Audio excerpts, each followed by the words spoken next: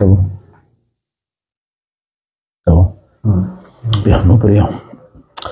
Seigneur, grand Dieu, grand roi, nous te disons merci, Papa, pour cette grâce. Que ton nom soit loué, soit glorifié, soit magnifié. Car tu as gardé mes frères, tu les as protégés et ils sont rentrés dans la nouvelle année, Seigneur. Te disons merci, Papa, que ton nom soit loué maintenant. Nous te confions maintenant cette nouvelle année, Seigneur. Garde chacun de nous et protège chacun de nous, Seigneur, afin que tout plan de l'ennemi contre nous, Seigneur, échoue au nom puissant de Jésus-Christ de Nazareth. Père, nous sommes ici maintenant, Seigneur, pour discuter ta parole. Inspire-nous, donne l'explication nécessaire qu'il faut. Écris tout un chacun de nous, Papa, car toi seul tu es capable de Dieu. Je dis merci, Seigneur. C'est au nom de Jésus que nous t'avons prié. Amen. Ok, merci beaucoup. Soyez le bienvenu. Bien. Et qui veut démarrer? Enfin. C'est bon. Ok. D'accord. Nous allons lire Matthieu chapitre 12, le verset 46 jusqu'au 50 qui dit ceci. Matthieu chapitre 12, verset 46 à 50 qui dit ceci. Comme Jésus s'adressait encore à la foule, voici sa mère et ses frères qui étaient dehors cherchaient à lui parler. Quelqu'un lui dit, voici ta mère et tes frères sont dehors et ils cherchent à te parler. Mais Jésus répondit à celui qui le lui disait, qui est ma mère et qui sont mes frères? Puis, étendant la main sur ses disciples, il dit, voici ma mère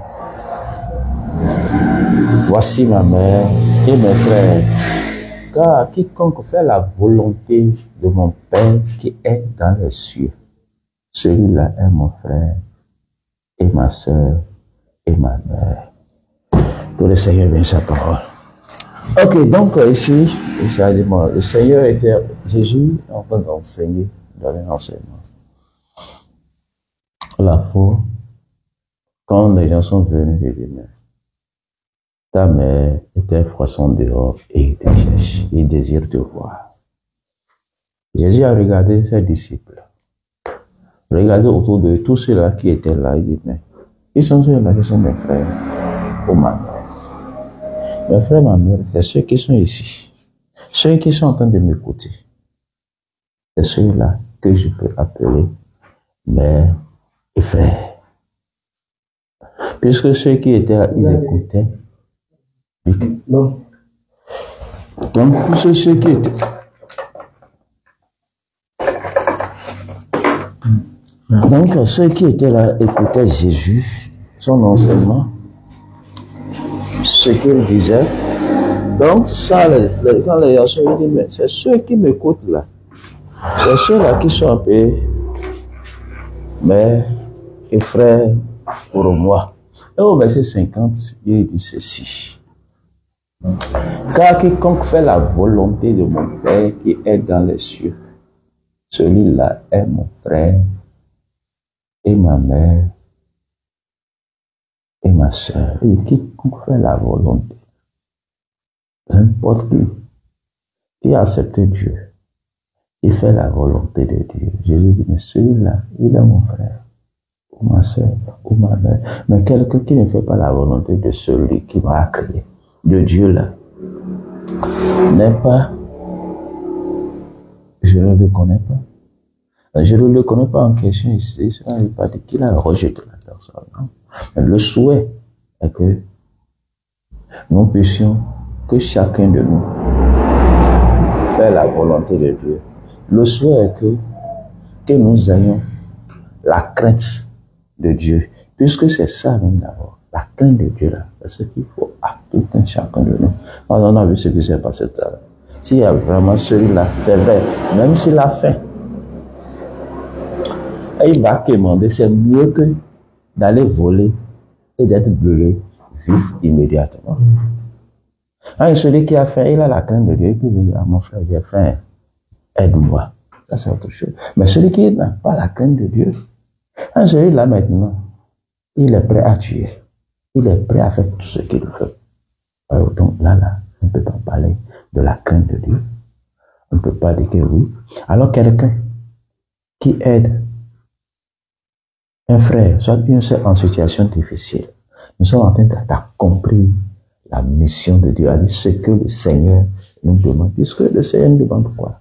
D'aider les uns et les autres. Nous sommes en train de faire sa volonté. Nous sommes en train d'accomplir sa volonté. Alors, nous devons comprendre que du moment où nous acceptons Dieu,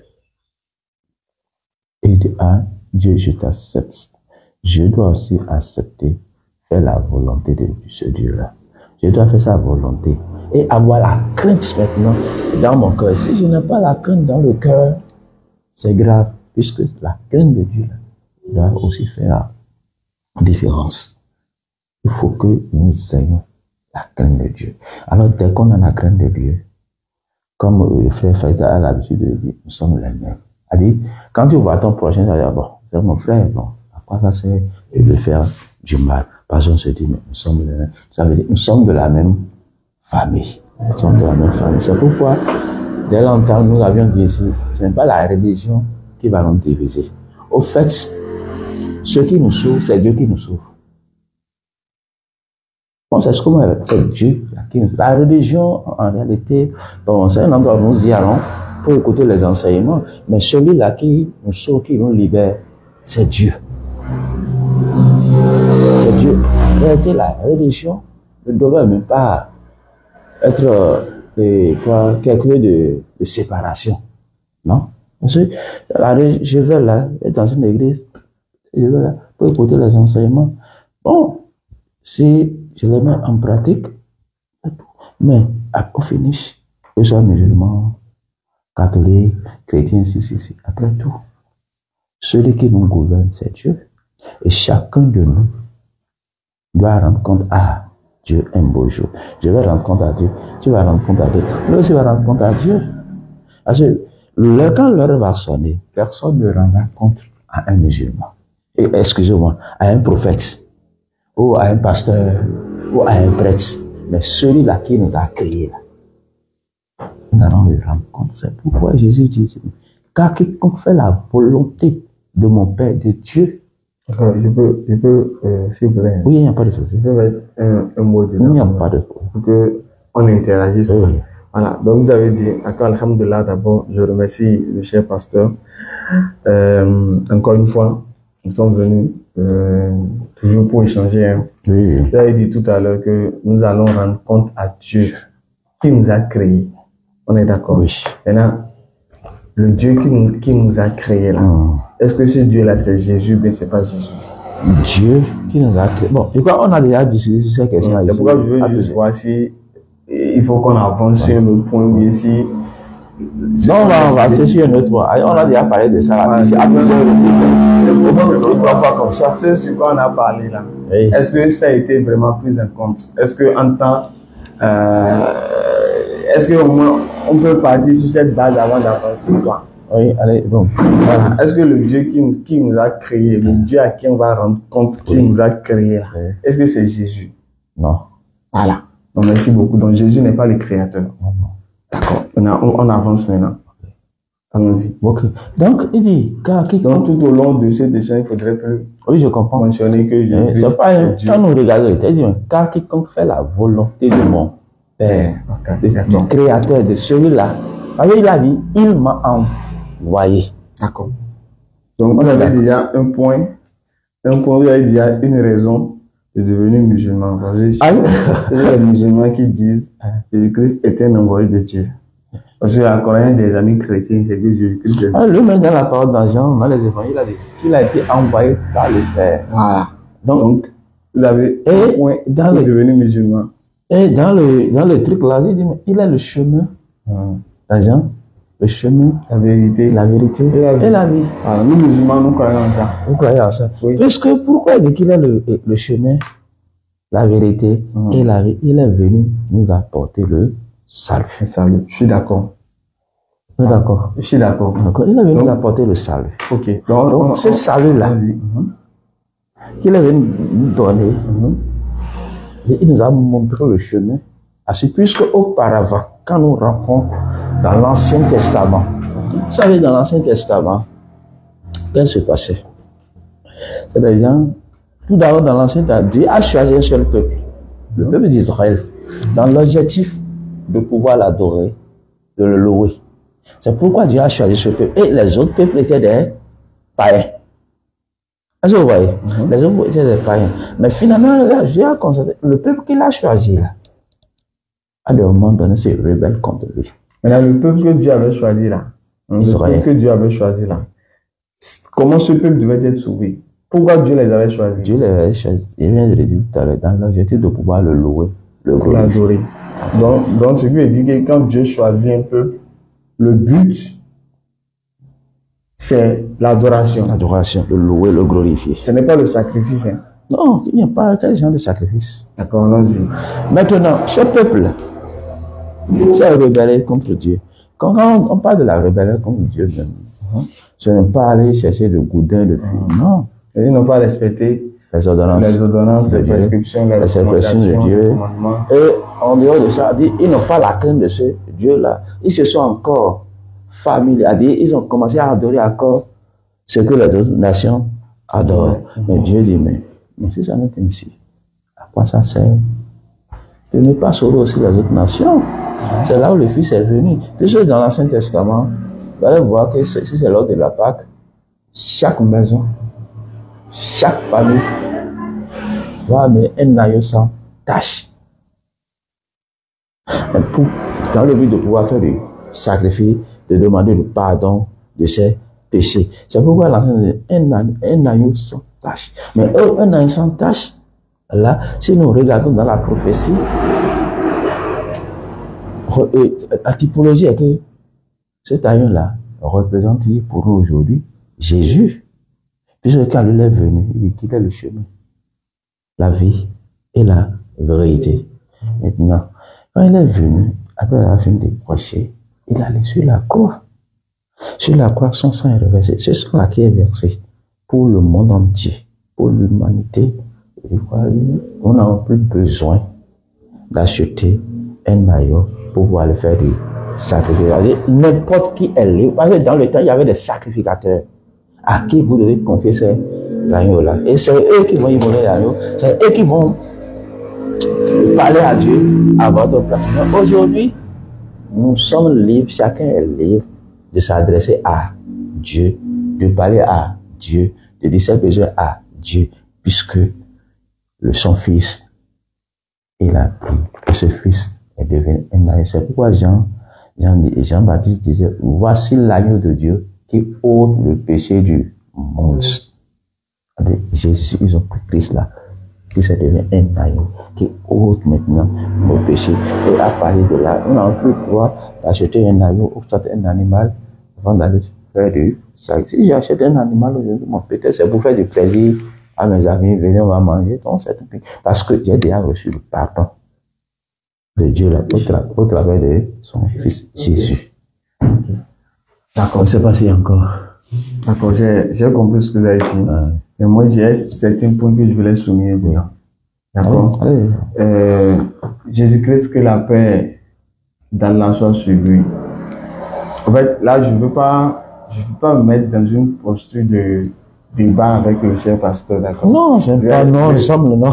Je veux beaucoup plus que le pasteur prête beaucoup plus attention aux propos que Jésus-Christ va prononcer. D'accord? Oui. Ce que vous avez dit là, il n'y a pas un verset qui sort de la bouche de Jésus où il a dit ce que vous avez dit là. Allez. Où il a dit, il faut qu'il vienne faire le sacrifice et que par ce sacrifice expiatoire, tous ceux qui vont croire en ce sacrifice, ils n'ont plus besoin de faire sacrifice. Moi, j'ai pas vu là où Jésus a dit ça. Sauf s'il y a un verset où vous allez me dire là où Jésus a dit ça. Et là, maintenant, on ira lire pour voir. Maintenant, ce que Jésus-Christ a dit, ce pourquoi Dieu l'a envoyé là. Quand il a commencé sa mission, quand il a réuni les apôtres, qu'est-ce qu'il a dit? Vous pouvez lire Marc 1,14 pour voir. Lisez Marc 1, 14, vous allez voir. Marc 1, verset 14. Oui, après que Jean ait été livré, Jésus alla dans la Galilée prêcher l'évangile de Dieu. Donc Jésus-Christ est allé prêcher l'évangile De Dieu. Donc il n'est pas allé prêcher sa mort. On dit il est allé prêcher l'évangile. Oui. L'évangile veut dire quoi? La bonne nouvelle. Oui. On va voir quelle était la chose la plus importante de la bonne nouvelle là. C'était quoi? Lisez la suite, s'il vous plaît. Il disait, le temps est proche, le temps est accompli. Et le royaume de Dieu est proche. Repentez-vous et croyez à la bonne nouvelle. Voilà. Qu'est-ce que Jésus-Christ a dit? Qu'est-ce qu'il a dit dans le premier mot qu'il a dit dans la bonne nouvelle? Il a dit quoi? Repentez-vous. Donc, première des choses, Jésus-Christ a d'abord appelé à abandonner le péché. Alors que, selon ce que peut-être les amis chrétiens enseignent, c'est que c'est comme si Jésus-Christ encourageait le péché. Parce que s'il dit, croyez juste en ma mort, c'est fini. Donc, ce qui veut dire que il n'a jamais à aucun moment interdit le péché. Mais il peut dire, bon, vous pouvez pécher, je suis déjà mort, selon les chrétiens. Alors que Jésus-Christ ici l'appelle à abandonner le péché. Et dit, le royaume de Dieu est proche. Croyez en la bonne nouvelle. Donc, comme pour vous dire, la première des choses de mon évangile là, c'est la repentance. Et ensuite, il faut croire à la bonne nouvelle. Croyez à la bonne nouvelle. Tu n'as pas dit croyez en la bonne nouvelle. Dans la sourate de verset 160, ceux qui se sont repentis, corrigés et déclarés. Je reçois le repenti, car c'est moi la première au repenti de miséricorde. Vous avez vu, cher pasteur, ici c'est Jésus-Christ qui parle. Oui, je le fais. Ici là, est-ce qu'il a dit de croire à ma mort ou bien il a appelé à se repentir? Il a tout d'abord, quand il est venu, c'est le début de sa mission. C'est le début de sa mission. Le début là, qu'est-ce qu'il a dit? Quand il est venu, tout d'abord même, on a parlé de Jean d'abord. Jean, même quand vous prenez Jean au début de son ministère, c'est le message que Jean a prêché, la repentance. Mais quand Jésus est venu, il a confirmé, lui aussi, il a continué. Il a aussi prêché la repentance. Ils veulent que les gens soient repentis. C'est le souhait de Jésus. Vous êtes d'accord avec moi? Oui. C'est le souhait de Jésus. Donc, pourquoi il a prêché la repentance? Repentez-vous. Là, le royaume des cieux ou le royaume de Dieu est proche. Repentez-vous. Il a dit, croyez. Quiconque accepte Dieu doit se repentir. Si tu ne te repens pas, si tu n'as pas la repentance, que tu acceptes Dieu, c'est zéro. D'abord, vous êtes d'accord avec moi? Je suis d'accord.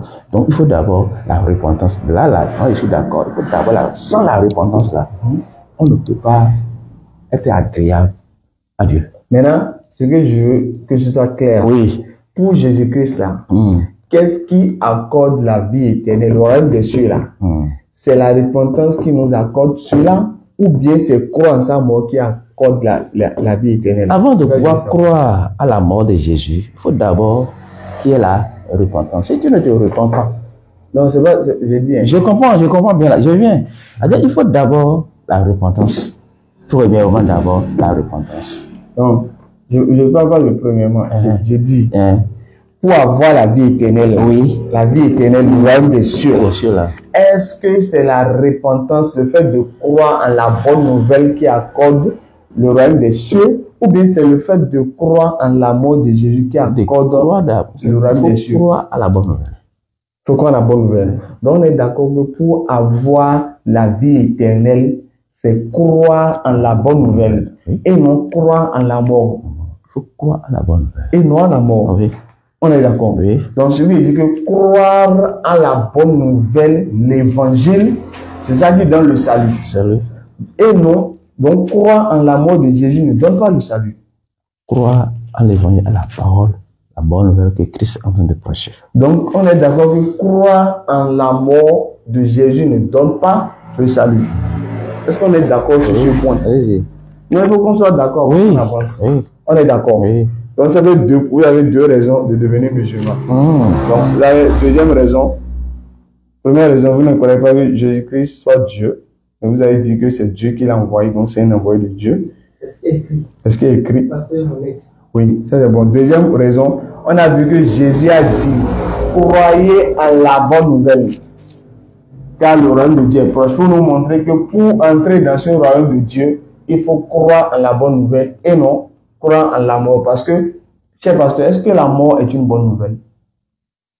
Même ici, le sens ici même, de Jésus ici, dit, quand il est venu, il n'a pas automatiquement, au début de son message, il n'a pas parlé de sa mort immédiatement. Il a d'abord parlé de la repentance. Il a invité les cœurs, il a invité les gens à se repentir. Donc c'est après, dans ce dernier moment, qu'il a commencé à parler de sa mort. Maintenant, les chrétiens, ou nous les chrétiens, nous savons que Christ est mort, mais il est ressuscité. Il n'est pas ressuscité, il est ressuscité. Il est ressuscité. Donc, ce qui est important, ce qui est nécessaire, c'est de croire à la parole de Dieu. D'accord. À la bonne nouvelle, de croire à l'évangile, à cette parole-là. Je dois me repentir. La parole, elle sauve. D'accord.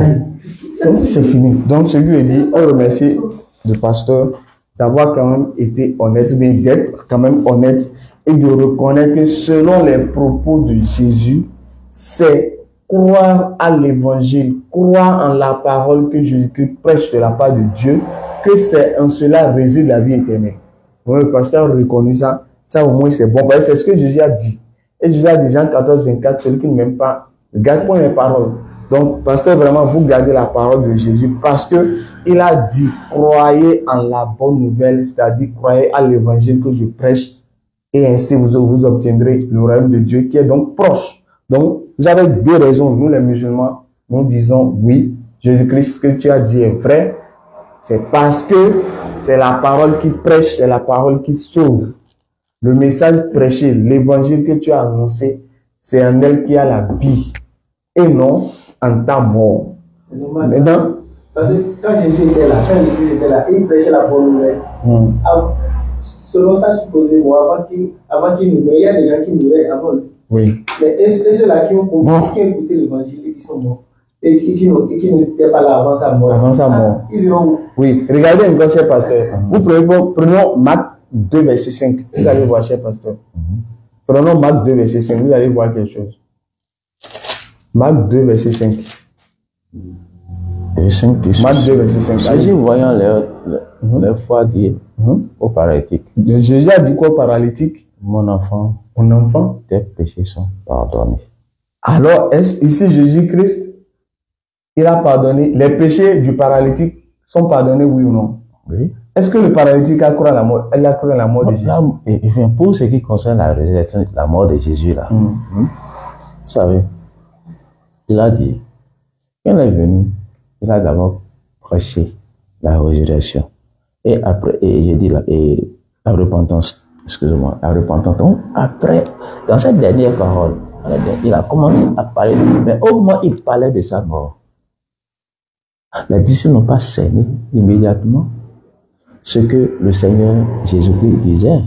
Mais il ne faut pas finir, ils ont compris. Donc, il a commencé à parler de ça. C'est Christ qui était mort là. S'il n'était pas ressuscité d'entre les morts, ça veut dire que tout ce qu'il a eu à faire là, on n'aura pas son accomplissement. On n'aura pas son accomplissement. Parce qu'il dit, il va mourir au troisième jour qu'il ressusciterait d'entre les morts. Alors qu'il ressusciterait d'entre les morts. Maintenant, ce qui est nécessaire, ce qui est important ici, c'est de croire à la bonne nouvelle. Maintenant, au moment où on devait crucifier Jésus-Christ, il est écrit dans la parole qu'il y avait deux brigands qui étaient crucifiés l'un à côté, l'autre sur là. Donc, les deux là, quelqu'un lui a dit, mais si tu es réellement le Fils de Dieu, sauve-toi toi-même et sauve-nous. Mais l'autre le reprenait. Que lui n'a rien fait.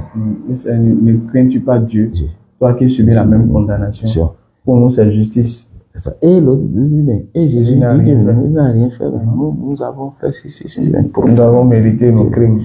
Puisque sur la croix, vous avez le second là, ce qu'il a dit, sur la croix, il reconnaît que quoi? C'est tort. Voilà. Et il s'est repenti. Jésus l'a dit ce soir même. Nous allons manger à la table de mort.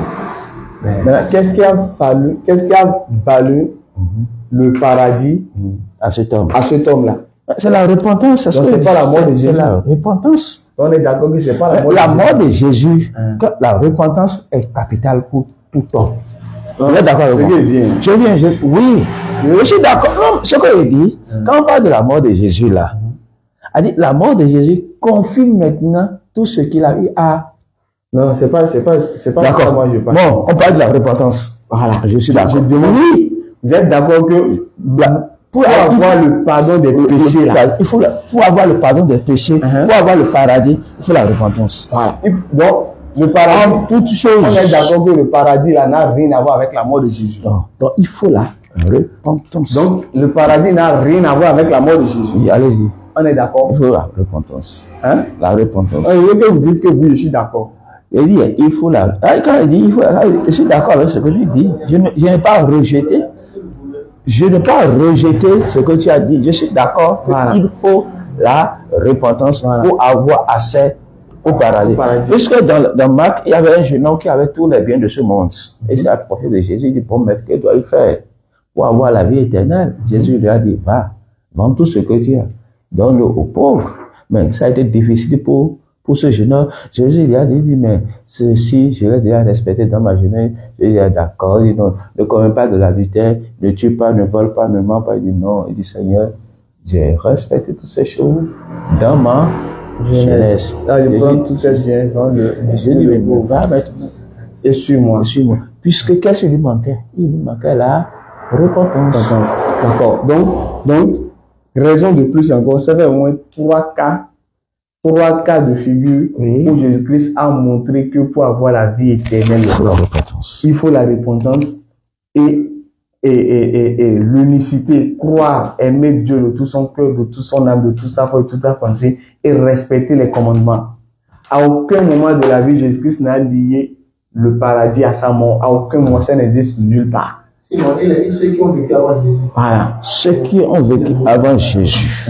Eux là, ils étaient sauvés. Bon, peut-être, on va parler de la repentance dans la on va mettre ce point-là à part. Quand vous allez revenir après, on va rester sur ce point. Ok, ce que je veux que vous compreniez. Oui. Jésus a parlé de sa mort. Je suis d'accord. Il a parlé de sa résurrection. Oui. Je suis d'accord. Oui.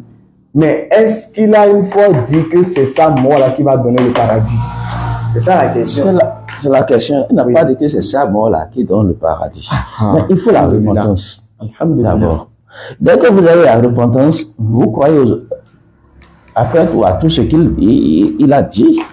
Vous êtes d'accord avec moi? Ce que je dis, si vous êtes d'accord avec ça, il faut d'abord là. Sans la repentance. Non, si vous dites il faut d'abord là, c'est comme si après le on va croire la mort. Non. A dit, il faut croire que la repentance là existe. Il faut la repentance. On est d'accord. Point bas. C'est ce que je dis, donc c'est fini. C'est la repentance et croire au message qu'il a prêché qui donne le salut. Donc, celui qui dit la mort de Jésus n'a rien à voir avec le salut. On est d'accord. Merci beaucoup. Ça veut dire, deux raisons que vous avez devenu musulman. C'est nous musulmans qui croyons que c'est la parole prêchée par Jésus qui est le moyen d'obtenir le salut. Maintenant, pourquoi? Il y a un verset qui dit que ces paroles sont vie, esprit et vie. Voilà. Donc, pourquoi maintenant les chrétiens enseignent le contraire de ce que Jésus a dit? Pourquoi ils disent que c'est la mort de Jésus qui donne le salut? Pourquoi ils disent ça? Alors que Jésus a été clair. La mort de Jésus donne le salut. Le salut. Pourquoi ils disent le contraire de ce que Jésus a dit? Comment ils ont dit le contraire? Mais Jésus a dit que c'est croire en sa parole qui donne le paradis. Le salut. Mais les chrétiens disent non, c'est croire en sa mort qui donne le paradis. Ok.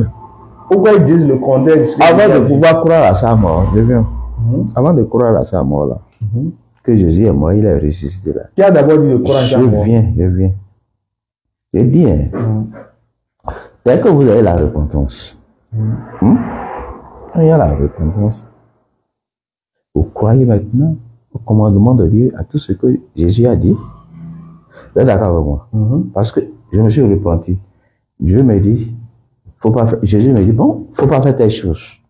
Je dois respecter ça. Est-ce que vous voyez? Maintenant, quand on prêche la mort de Jésus-Christ ou la résurrection de Jésus-Christ, c'est des choses. Parce que lui-même, il a mentionné ça, il a parlé de ça dans la parole, qu'il mourrait et qu'au troisième jour, il ressusciterait d'entre les morts. Mais il n'a pas dit, c'est cette mort-là. Quand il est venu, il n'a pas parlé immédiatement de sa mort. Vous êtes d'accord avec moi? Il a commencé par la repentance. Voyez-vous? La mort dont il a parlé, c'est par là que lui a passé pour aller rejoindre le Père. Il ressuscitait le troisième jour. Voyez-vous? Donc, celui qui a la repentance, qui croit à la parole, va savoir qu'il est sauvé. Donc, question de mort, de ci. Donc, quand je crois à la bonne nouvelle, je suis sauvé. J'ai la vie éternelle. Il y en a qui a dit de croire à la mort de Jésus. Qui a dit ça? Qui a dit croyez à la mort de Jésus? Qui a dit ça? Parce que Jésus a dit croyez en moi et croyez en Dieu. Est-ce que vous voyez? Jean 14 premier. Croyez en moi et croyez en Dieu. Maintenant, peut-être là, ce que nous disons, c'est dans les interprétations. Non, je dis, qui a dit croyez en la mort de Jésus? Qui a dit la phrase là? C'est qui? Est-ce que quelqu'un a dit ça? Si tu as le verset, dis-moi le verset. Non, les chrétiens, non. Ils disent qu'il faut croire en la mort de Jésus pour avoir le salut. C'est dans les trucs là, dans l'interprétation. Donc, c'est pas écrit. 843. Ok. Alhamdulillah, donc c'est pas écrit. 843, oui. Il faut aussi que j'annonce aux autres villes la bonne nouvelle du royaume de Dieu. Car c'est pour cela que j'ai été envoyé. Vous avez vu? Oui. Jésus a été envoyé pourquoi? Est-ce que pour la bonne nouvelle, pour la repentance? Donc, est-ce que c'est ce que Jésus-Christ a dit, qui est écrit qu'il faut prendre, ou bien c'est ce que les chrétiens disent comme interprétation qu'il faut prendre? Mon frère, moi, il dit toujours quelque chose. Il faut croire à ce qui est dans ce que Jésus a dit. Parce que nous n'avons pas sur les interprétations. Si nous suivons les interprétations, on risque de se perdre encore tous. Mais il faut croire. Qu'est-ce que Jésus a dit? D'accord, c'est tout. Maintenant, peut-être celui qui a interprété ça de cette manière, peut-être c'est la compréhension que lui a eu de ça. Donc, nous n'allons pas prendre ça là comme un préjugé, vous dites si, non. D'accord. Donc, vous dites que vous ne croyez pas. Ce qui est là, ce que je crois à la repentance. Okay. Je sais qu'il y a la repentance. Donc, vous ne croyez pas. Je sais que Jésus est mort et il est ressuscité d'entre les morts. D'accord.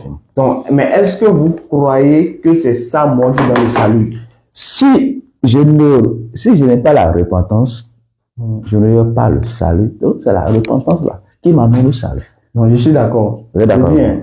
Donc, sa mort ne donne pas le salut. C'est la repentance d'abord. Il faut te repentir. Merci beaucoup, cher pasteur. Merci. D'accord. Donc, la mort de Jésus-Christ ne donne pas le salut. D'accord. Ça fait au moins 3 raisons que le pasteur a de devenir musulman. Maintenant, vous avez dit, cher pasteur, vous avez dit que Jésus-Christ, on va venir au point sur le fait que vous avez dit qu'il est mort ressuscité. Oui. Il a dit qu'il va ressusciter combien de jours? 3 jours. 3e jour. Voilà. Allons-y maintenant. Quand on voulait attraper Jésus-Christ, d'abord, 1er Jean 7, 34. Oui. Vous pouvez lire moi ici. Non, Jean 7, 34. Je veux que vous lisez vous-même. Il faut lire. Jean, oui, c'est là où tu vas dire. Là, je vais. Jean 7, 34, non. Jean 7, 34. Oui. Lisez pour voir. Je dis, vous me cherchez, vous me chercherez, et vous ne me trouverez pas. Et vous ne me pouvez venir où je serai. Jésus a dit quoi? Vous me chercherez.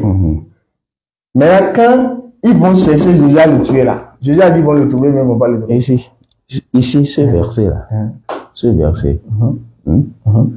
Dit Jésus, vous me cherchez. Bon, comment Jésus dit, je suis encore avec vous pour un peu de temps. Vous êtes d'accord? Je suis d'accord. Tout le monde a un peu de temps à faire sur terre. Un peu de temps. Puisque je m'en vais vers celui qui m'a envoyé. Ouais, d'accord. Alors, je m'en vais avec celui qui... Donc, ici, ici, là, et vous me chercherez et vous ne me trouverez pas. Puisqu'il n'est plus sur là. En ce moment, il ne serait plus sur la terre. Il n'y a pas de problème. Donc, c'est là où il dit, vous me cherchez. Aujourd'hui, les gens cherchent le salut. Non, je parle du verset, quoi. Ça cherche à le verset. Non, il a dit, ici, c'est pas le salut, il ne parle pas du salut. Il a dit, là, on chercherait. Ici, on cherche les Juifs cherchent à l'attraper. Ici, ce n'est plus question des Juifs ici. C'est pas? Ce n'est plus question des Juifs. Remontez verset premier. Oui. Remontez verset premier. Verset premier, du voir. Allez voir. Oui. Ah non, lisez. Moi, j'ai déjà lu. Lisez, vous allez voir. Après cela, Jésus parcourait la Galilée car il ne voulait pas séjourner en Judée parce que les Juifs cherchaient à le faire mourir. Les Juifs cherchaient, les Juifs cherchaient à le faire. Pourquoi là? Parce que l'heure n'est pas encore venue. Non, est-ce que tout à l'heure, vous avez dit qu'il n'était pas question de Juifs? Est-ce que vous avez dit? Oui. Et je vous ai montré le verset premier. Vous êtes d'accord qu'il s'agit de Juifs? Je suis d'accord. C'est bon? Ici, mais ici, là, il est question ici, ce qu'on dit ici, là. Est-ce que vous êtes d'accord qu'il est question des Juifs qui cherchaient à le faire mourir? Les Juifs qui cherchaient à le faire mourir. Si Jésus a quitté là, est-ce que vous êtes d'accord? Je suis d'accord. Je suis d'accord. Vous êtes d'accord? Oui. Maintenant, comme c'est le cas là, qu'est-ce qu'il a dit aux Juifs là? Quand ils vont chercher à le faire mourir là, qu'est-ce qu'il leur a dit? Verset 34 là. Non, écoute d'abord. Il dit, la fête des Juifs, la fête des tabernacles était proche. Et ses frères lui dirent, pars d'ici et va en Judée afin que tes disciples voient aussi tes œuvres que tu fais. Personne n'agit en secret lorsqu'il désire paraître. Si tu fais ces choses, montre-toi toi-même au monde, car ses frères non plus le croyaient. C'est car ses frères non plus ne croyaient pas en lui. Jésus leur dit, mon temps n'est pas encore venu, mais votre temps est toujours prêt. Le monde ne peut vous railler. Ne peut voir. Moi, il me raie parce que je rends de lui le témoin que ses œuvres sont mauvaises. Maintenant, verset 34 dont tu parles ici. Il a dit quoi? Bon, commençons par verset 28. Et Jésus enseignant dans le temple s'écria, vous me connaissez et vous savez d'où je suis. Je ne suis pas venu de moi-même, mais celui qui m'a envoyé est vrai et vous ne le connaissez pas. Moi, je le connais car je viens de lui et c'est lui qui m'a envoyé. Il cherchait donc à se saisir de lui et personne ne mit la main sur lui parce que son heure n'était pas encore venue. Plusieurs parmi la foule crurent en lui et ils disaient, le Christ, quand il viendra, fera-t-il plus de miracles que n'en a fait celui-ci? Les pharisiens n'entendirent la foule murmurer de lui ces choses. Alors les principaux sacrificateurs et les pharisiens envoyèrent des huissiers pour le saisir. Jésus dit, je suis encore avec vous pour un peu de temps. Puis je m'en vais vers celui qui m'a envoyé. Vous me chercherez et vous ne me trouverez pas et vous ne pouvez venir où je suis. Il a dit ici, non? Il dit, vous me cherchez. Donc, à qui il disait ça? Il disait ça à ses disciples. Non, il faut lire, parce que vous avez lu le verset. Il y avait la faute. Il y avait les pharisiens. Il y a les pharisiens. Il y a les scribes. Il y a les sacrificateurs. Il y a la faute. Il y a les disciples. Donc, il y a Jésus lui-même. Donc, il disait ça à ceux qui étaient là. Les pharisiens là. Qui sont ceux qui cherchaient à l'attraper chez qui? C'est les pharisiens là. Les scribes.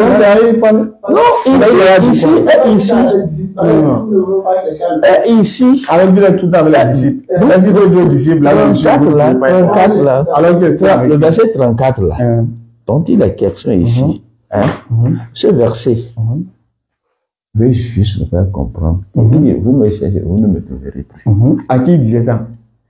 Aux pharisiens sacrificateurs. D'accord, maintenant, les pharisiens là, quand ils vont chercher Jésus à l'attraper là, est-ce qu'ils pourront le trouver? Ici, ce n'est plus question de chercher Jésus à attraper. Mais c'est déjà une question, cher pasteur. Non, je ne suis pas d'accord. Ça là, verset 32. Et les pharisiens envoyaient des huissiers pour le saisir. Oui. Allez, lisez le verset 33. Verset 33. Oui. Je suis encore avec vous peu de temps. Puis je m'en vais vers celui qui m'a envoyé. On est d'accord. Sans problème. Il dit aux pharisiens maintenant, vous me chercherez et vous ne me trouverez pas. Vous ne pouvez venir où je serai. Maintenant, je demande. Lis le verset 35. Sur quoi les Juifs disent entre eux, où ira-t-il que nous ne le trouvions pas? Bien vu. 36. Ah, on vous a fait allez-y.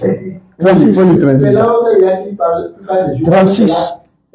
36. Que signifie cette parole qu'il a dite?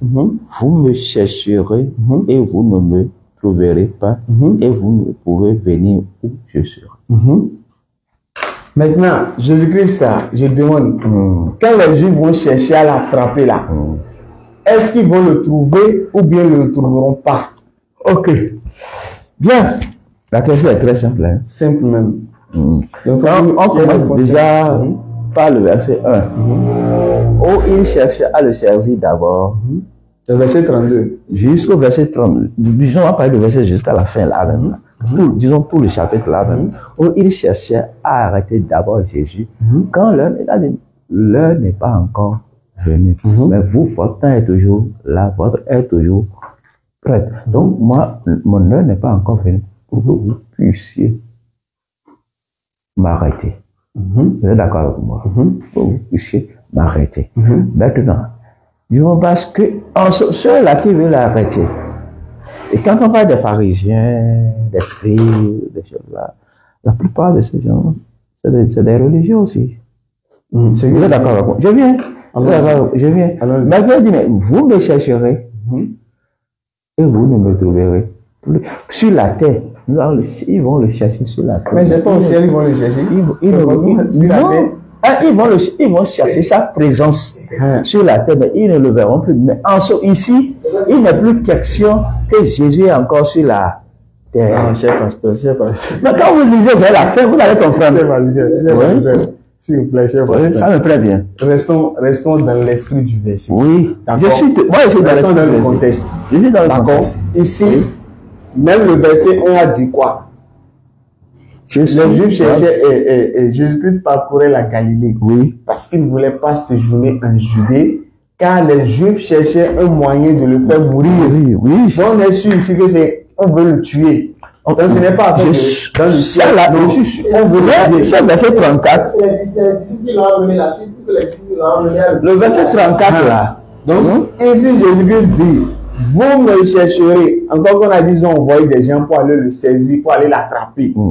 À la suite de quoi Jésus les a dit, vous me chercherez et vous ne le trouverez pas. Et là, je demande, quand les Juifs vont chercher à attraper Jésus là, est-ce qu'ils vont le trouver ou bien ils ne vont pas le trouver? Ici là, quand ils vont chercher, mais le verset là dit autre chose carrément.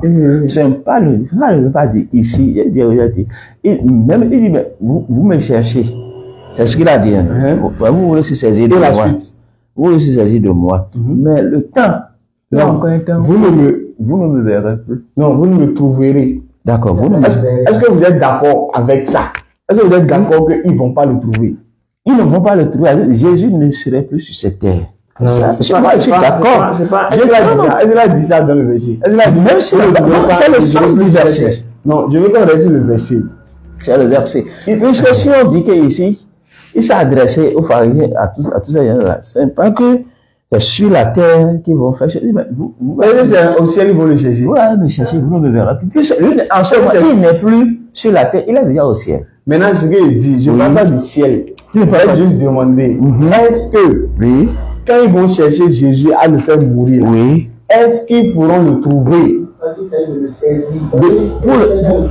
Avant de le faire mourir là, ils ont saisi d'abord Jésus. Non, je ne parle pas de ça. Dans le verset que Jésus a dit. Mais là, et si c'est le verset, tu parles de ce verset 34 là, le sens ici là. Le sens ici. Non, je ne parle pas du sens. Je demande ce qui est écrit exactement là. Est-ce qu'ils vont le trouver qu'ils vont vouloir le faire mourir là, est-ce qu'ils vont le trouver ou bien ils ne vont pas le trouver? Qu'ils vont chercher à le faire mourir. Mais par exemple, même pas le faire. Vous le verset chez toi. Vous me chercherez. Vous ne le trouverez pas. Oui. C'est ça, non? Oui. Et vous ne pouvez venir où je serai. Oui. Maintenant, je dis, quand Jésus-Christ a dit que les Juifs chercheront à tuer Jésus là, est-ce qu'ils pourront le trouver ou bien ils ne pourront pas le trouver? Ah là oui, Jésus les parlait là. Oh, mon Christ les parlait. Jésus les parlait. En ce moment, l'heure n'était pas encore venue. Et quand l'heure va venir, ils vont le saisir et faire de ce qu'ils veulent. Mais avec le temps, ils vont commencer encore à le chercher. Vous allez désirer ce salut-là que vous allez rejeter. Comment? C'est-à-dire ce qu'il est en train de leur dire ici. Le salut, je suis le salut. Donc vous allez désirer ce salut, mais vous ne me verrez plus sur la terre. Non. Là où je suis, mais ce n'est pas que Jésus va se cacher quelque part ici. Ouais, cher pasteur. Ce n'est pas que Christ va se cacher. Vous avez été honnête dès le début. Je suis toujours honnête avec vous. Non. Toujours honnête. Vous me parlez du ciel. Elle a déjà parlé du ciel. Mais quand il cherche à le faire mourir, quand il cherche à le faire mourir, c'est sur terre bien, c'est dans les cieux. Ils vont chercher à le faire mourir. C'est sur la terre qu'ils vont. Donc quand il dit, le verset 34 là, ne répond pas à ce que nous disons. C'est ce que non, ça répond. Moi, je vous demande juste, dans le verset 34 là, quand les Juifs vont chercher à faire mourir Jésus là, est-ce qu'ils vont le trouver? Et vous ne me trouverez pas. Voilà. Et vous ne pouvez venir où je suis. Voilà. Est-ce qu'ils vont le trouver quand ils vont chercher à le faire mourir? Est-ce qu'ils vont le trouver? Quand l'heure va sonner là, écoute-moi, non. Quand l'heure va sonner, l'heure d'arrêter Jésus va sonner là, ils vont arrêter Jésus. C'est ce qu'il a dit. Ils vont l'arrêter. Maintenant, ici, dans le futur, dans ce contexte, dans le futur, même vous me chercherez. Dans le futur, vous ne le trouverez pas. Aujourd'hui, les gens ne cherchent pas du Jésus. Les gens cherchent. Chercher que les Juifs faisaient là, c'est chercher pour l'adorer, ou c'est chercher pour le faire tuer. C'est pas même chercher avec ce que les gens font. D'accord. Ce que les gens font maintenant, selon vous, on retient quoi? Selon vous, on retient quoi? Non, selon le verset, Jésus a dit, vous me chercherez. Et vous ne me trouverez pas. Donc on est d'accord que même dans le futur là, ils ne vont pas l'attraper. Est-ce que vous êtes d'accord qu'ils ne vont pas trouver Jésus quand ils vont chercher à le tuer? À le tuer? Vous êtes d'accord? Et comment ils l'ont tué? Est-ce que vous êtes d'abord d'accord qu'ils ne vont pas le trouver sur la base de ce que Jésus a dit d'abord? Ici là, ce verset là, il y a ici, que nous voyons là, devant nous là. Jésus a parlé. Et le temps viendra, vous me chercherez, vous ne me trouverez plus. Tu es d'accord? Vous êtes d'accord? Vous ne pas. Pas plus haut, pas haut. Non, c'est pas mieux. Si vous dites plus, c'est comme si il y a un moment, ils l'ont attrapé, et il y a un autre moment où ils ne pourront pas l'attraper. Lui, il a dit pas, vous ne me trouverez pas. Sur la terre, ils l'ont arrêté, ils l'ont crucifié. On est d'accord avec vous. Ça, c'est ce qui est écrit après. Moi, je reste d'abord sur le verset ici, là. Ce verset-là. Jésus a dit, quand ils vont le chercher, là, est-ce qu'ils vont le trouver ou ils ne vont pas le trouver? Est-ce que quand ils ont, après sa mort, est-ce que quand ils ont cherché? Non, est-ce que c'est après sa mort? C'est de ça qu'il a question. Ce verset, c'est de ça qu'il a question. Donc, on l'a trouvé. Donc, ils ont trouvé Jésus. Quand ils cherchaient à le faire mourir, ils ont trouvé Jésus. Oui. Donc là, Jésus a été arrêté. Donc, qu'est-ce que vous nous a dit? Jésus a, j'avoue, le verset là, ce verset là, ne parle pas de choses là, de l'arrêtation sur la terre. Quand l'heure a sonné là. Ça ne parle pas de l'arrestation sur la terre. Maintenant, vous me chercherez. Mais est-ce que dans le ciel, ils vont l'arrêter? Et c'est au ciel, ils vont l'arrêter. On dit, vous me chercherez là, et vous ne me trouverez pas. Dit, ils vont désirer le salut. Mais non, c'est pas de ça question. Bon, d'accord. Dans le contexte là, Jésus, on a dit même verset 32 là, qu'ils ont envoyé des gens pour le saisir. Donc ce n'est pas pour ceux qui sont venus le saisir. Ceux qui sont venus le saisir en ce moment là, est-ce qu'ils ont pu saisir Jésus? Non. Parce qu'il dit dans le verset. Non, c'est parce que l'heure n'est pas encore venue. Je suis d'accord. Donc l'heure va venir dans le futur. L'heure va venir dans le futur. Voilà, Jésus aussi là conjugué les verbes là au futur. Maintenant dans le futur là. Cher pasteur, dans le futur là, est-ce que quand ils vont chercher Jésus dans le futur là, est-ce qu'ils vont le trouver? Selon Jésus. Dans le futur, est-ce qu'ils vont le trouver? Dans le verset. Le trouver ici, bon, on le verrait que physiquement comme ça. Non, je ne parle pas de comment. Je parle, est-ce qu'ils vont le trouver? Est-ce qu'ils vont le trouver? Pour l'arrêter ou bien pour le faire quoi? Ah, c'est pour l'arrêter, on cherchait, non? C'est pourquoi on envoie des gens pour l'arrêter. Mais, sachez que, est-ce qu'ils vont le trouver d'abord? Il faut savoir que ils ont trouvé Jésus et ils ont arrêté Jésus. Non, je ne parle pas de ce que vous allez dire. Ici, c'est Jésus qui parle. Mais vous ne croyez pas au propos de Jésus. Ah, je crois. Ah, maintenant que Jésus a dit ici, est-ce qu'ils vont le trouver quand ils vont le chercher? Quand ils vont le chercher là.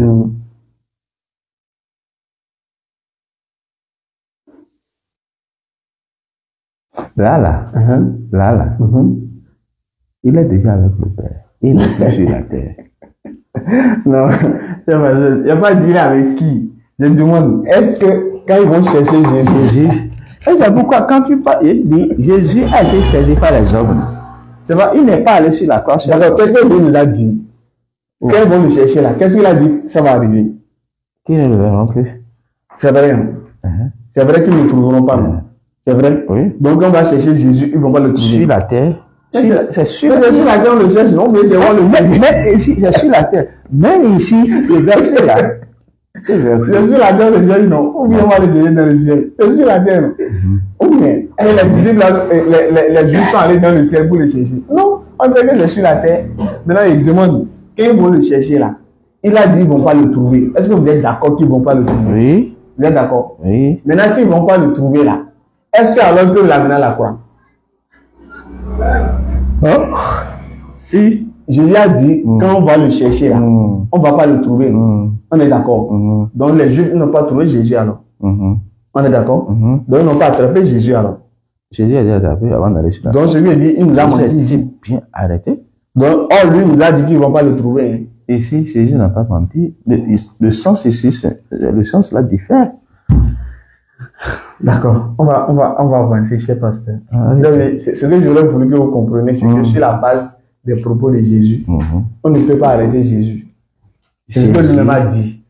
Jésus. Ce que lui-même a dit. Jésus. Je vais vous montrer 3 preuves que ça prouve qu'on ne peut pas l'arrêter. Ça, c'est une preuve selon lui-même.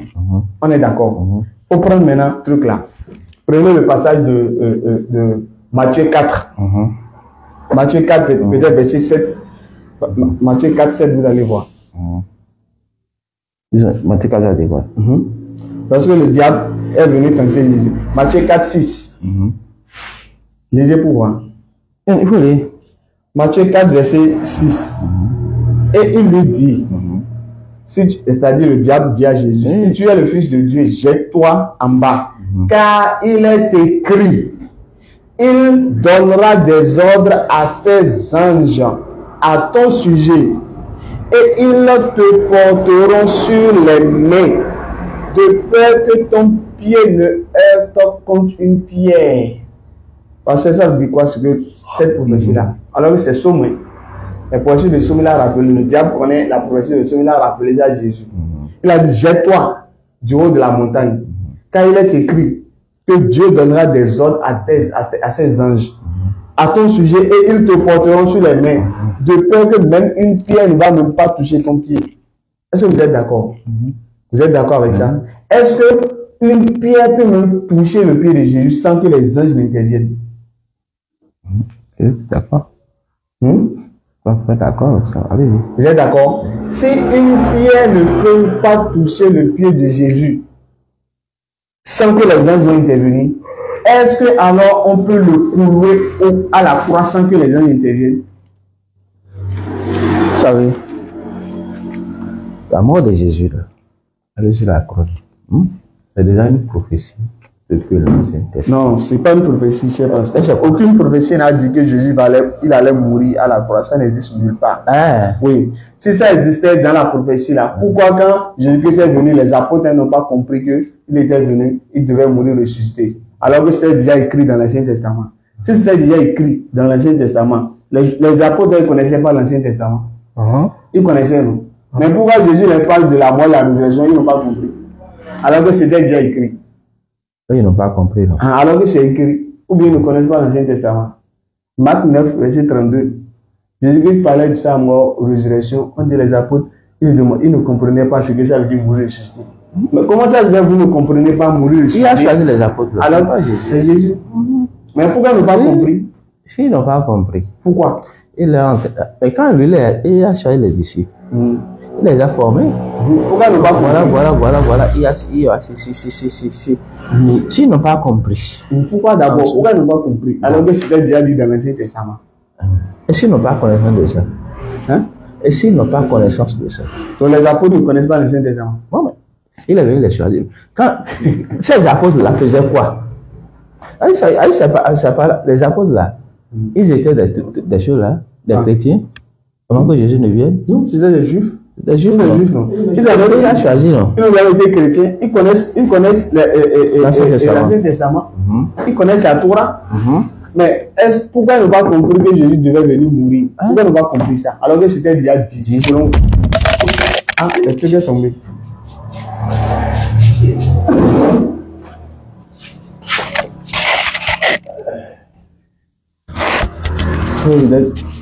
Doucement.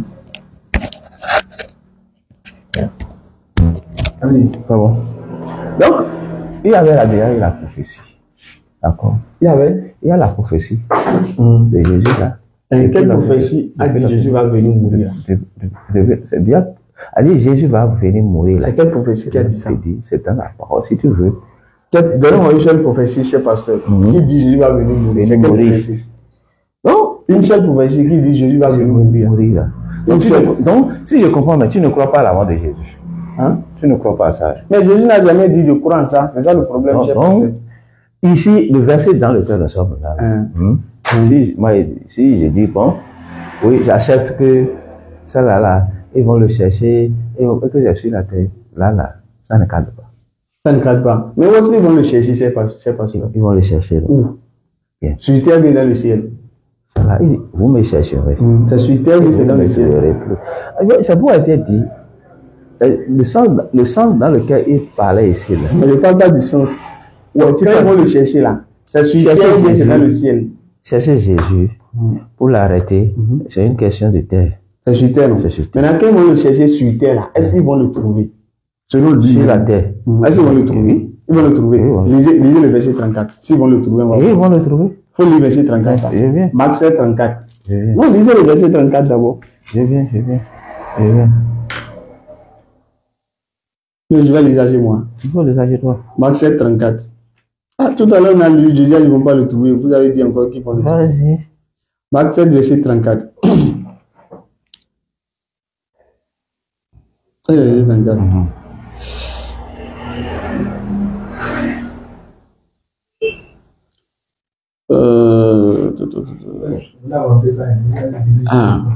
On avance. On va avancer. Où est le verset là? Le truc, ça a quitté chez moi ici. C'est Marc 7, non? 7, 34. Qui disait ceci, 7, 34. C'est Jean. Jean 7, 34. Lisez Marc. C'est là? Oui. Vous me chercherez et vous ne me trouverez pas. Parce qu'ils vont le trouver, mais on ne va pas le trouver. Oh, d'accord. Regardons le verset. Lisons Matthieu. Non, est-ce qu'ils vont le trouver d'abord? Lisons Matthieu. Si on le trouvait ou pas, on verra. Lisons Matthieu. D'accord.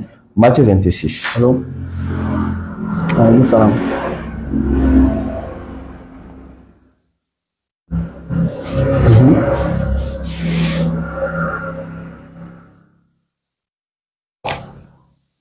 Ça y est? Allez-y. Bien. Matthieu 26, verset 47. Et ceci. Comme il parlait encore, voici, Judas, l'un des 12, arriva, et avec lui une foule nombreuse, armée, d'épées et de bâtons, envoyée par les principaux sacrificateurs et par les anciens du peuple. Celui que le livre leur avait donné ce signe. Celui que je baiserai, c'est lui, saisissez-le. Aussitôt, s'approchant de Jésus, il dit, salut, Rabbi, et il le baisa. Jésus lui dit, mon ami, ce que tu es venu faire, fais-le. Alors, ces gens s'avançaient, mirent la main sur Jésus et le saisirent. Et voici un de ceux qui étaient avec Jésus, étendit la main et tira son épée. Il frappa le serviteur du souverain sacrificateur et lui emporta l'oreille. Alors Jésus lui dit, remettons l'épée à sa place, car tous ceux qui prendront l'épée périront par l'épée. Voyez-vous donc, ici, Jésus, le texte de quoi? Quand ils sont venus vers eux, ils m'ont arrêté, il a été saisi. Jésus est saisi. Vous êtes d'accord avec moi? D'accord. Dans Matthieu, là, il dit, mais Jésus lui dit, il dit, mon ami, Il a dit, non, arrêtez, j'ai dit. Il parlait à Jésus, il a dit, mon ami, ce que tu es venu faire, fais-le. Alors, ces gens s'avançaient. Qui sont ceux-là? Les sacrificateurs là, puisque vers le haut du main. Comme il parlait encore, voici Judas, l'un des 12, arriva, et avec lui une foule nombreuse, une foule armée d'épées et de bâtons, envoyés par les principaux sacrificateurs par les anciens du peuple. Celui qui le livrait leur avait donné ce signe. Donc c'est pas berger. Donc, qui va faire? Et au verset 50, Jésus lui dit, mon ami, ce que tu es venu faire, fais-le. Alors, ces gens s'avançaient. Ceux-là qu'on a envoyés. Personne ne refusait pas. Ceux qui sont venus, ceux-là qu'on a envoyés, s'avançaient, la main. Ma question est là, quoi. Qu'est-ce que quand on voulait l'arrêter, lui, on l'a dit quoi? Au verset 34 déjà là, c'est pourquoi il vous disait, Jésus a été arrêté. Mais le verset il l'a dit. Là, vous me chercherez là et vous ne me trouverez plus là. Trouvez pas. Pas, ok. Pas. Là, Jésus, ici, il a déjà saisi. Hein? Attends. Où as-tu saisi? Ils l'ont saisi. Jésus a été arrêté. Non, ils n'ont pas saisi. Ah, ils n'ont pas saisi. Non, il faut lire le verset 32. On dit, c'est un temps on envoyait pour aller le saisir. Lisez le verset 32, voilà. On dit, alors les principaux sacrificateurs et les pharisiens envoyèrent des huissiers pour le saisir. Un moitié de quoi? Pour le saisir. Ah, donc c'est pour ça. C'est ça qui est confirmé ici. Non, ils l'ont saisi. Oui, ils l'ont saisi. Et pourquoi ils disent qu'ils ne vont pas le trouver? Quand Jésus dit que vous ne le verrez plus là, qui ne veut plus le trouver là, vous ne le verrez pas où, qui ne veut plus le trouver là. Mais il n'est plus sur cette terre. Donc les gens vont désirer à le voir maintenant. Puisque du moment où il y aura des difficultés, des problèmes, les gens vont chercher à le voir. On va avancer sur notre point. On va avancer. Prenez Matthieu, vous avez dit, prenez Matthieu 12. Oui. Matthieu 12, 40. Vous allez voir, on va lire quelque chose, vous allez voir. Matthieu 12. Matthieu 12, verset 40. Vous avez déjà validé 2 points. 12, 40. J'ai 2 points qui vous amènent, 12, 40. qui vous rapprochent de l'islam. Oui. 2 points. Vous avez dit Jésus n'est pas Dieu. Ça, c'est déjà bon. Vous avez dit que Jésus-Christ, c'est pas sa mort qui donne le salut. Ça, c'est déjà bon. 12 combien? 12, verset 40. 40 dit quoi? Lisez pour voir. Car de même que Jonas fut 3 jours et 3 nuits dans le ventre d'un grand poisson, même le Fils de l'homme sera 3 jours et 3 nuits dans le sein de la terre. Voilà. Qu'est-ce que Jésus a dit ici? Il a dit quoi? Si Jonas a fait 3 jours dans le ventre du poisson, Jonas a fait 3 jours dans l'Ancien Testament, c'est le symbole. D'accord avec moi? De sa mort. Symbole de la mort de qui? Il parle de Jésus, non? C'est Jésus même qui parle ici. C'est lui, il parle de quoi ici? Vous connaissez le contexte? Il parle de quoi? Vous connaissez le contexte? Jésus parle de quoi ici? C'est ça il dit. Vous connaissez le contexte? Il dit, car de même que Jonas fut. Oui, est-ce que vous connaissez le contexte? Bien sûr que oui. C'est quoi le contexte? Quel contexte?